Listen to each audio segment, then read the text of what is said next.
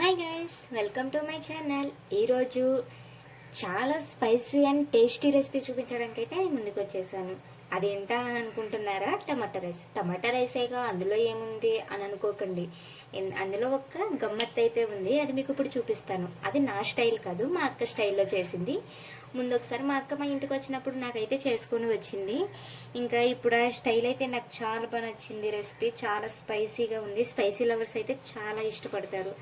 నేను ఎలా చేస్తున్నానో ఈ ప్రాసెస్ ప్రకారం మీరు ఎప్పుడైనా చేయకపోయి ఉంటే ఈసారి అయితే ఖచ్చితంగా ట్రై చేయండి. చూసారు కదా, నేనైతే పచ్చిమిరపకాయలను, ఉల్లిపాయలను ఇవన్నీ అయితే మిక్సీలో వేసుకుంటున్నాను. చాలామంది టమాటా రైస్ చేసేటప్పుడు ఓన్లీ టమాటాలను అయితే మీరు పేస్ట్ అయితే చేసుకుంటారు కదా. ఈసారి అలా కాదు.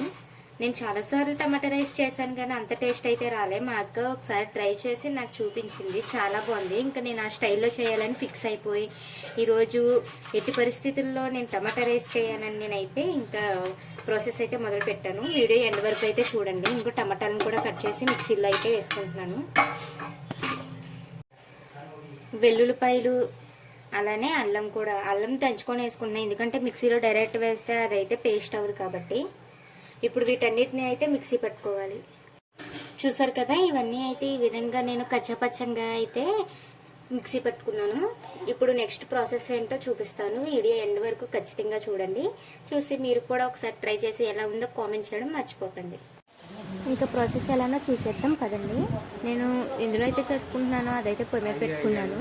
ఇప్పుడు అందులో ఆయిల్ అయితే యాడ్ చేసుకున్నాను. ఆయిల్ హీట్ ఎక్కిన తర్వాత నేను ఆల్రెడీ పేస్ట్ చేసి పెట్టుకున్నాను కదా, అదైతే అందులో వేసుకొని పచ్చివాసన పోయేంత వరకు మంచిగా అయితే వేపుకోవాలి.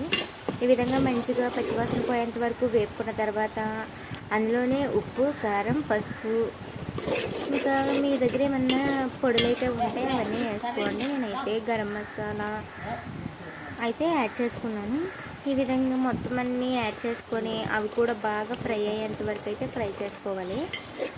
సరిపడంత సాల్ట్ యాడ్ చేసుకుంటే సరిపోతుంది. ఇంకా ఎక్కువైతే మనం అప్పుడు అన్నంలో కదా బాగా ఎక్కువైతే తినలేము. అలా ఫ్రై చేసుకొని అన్నం కూడా మంచిగా చల్లారిన అన్నం అయితే బెటర్, ఎందుకంటే అది మనం ఫ్రై చేసుకుంటే ఆ టేస్ట్ ఇంకా అన్నానికి బాగా పట్టి టేస్ట్ అయితే చాలా బాగుంటుంది. స్పైసీ లవర్స్ ఎవరైనా ఉంటే ఒకసారి ఈ ప్రాసెస్ ట్రై చేయండి, చాలా టేస్ట్గా అయితే ఉంది.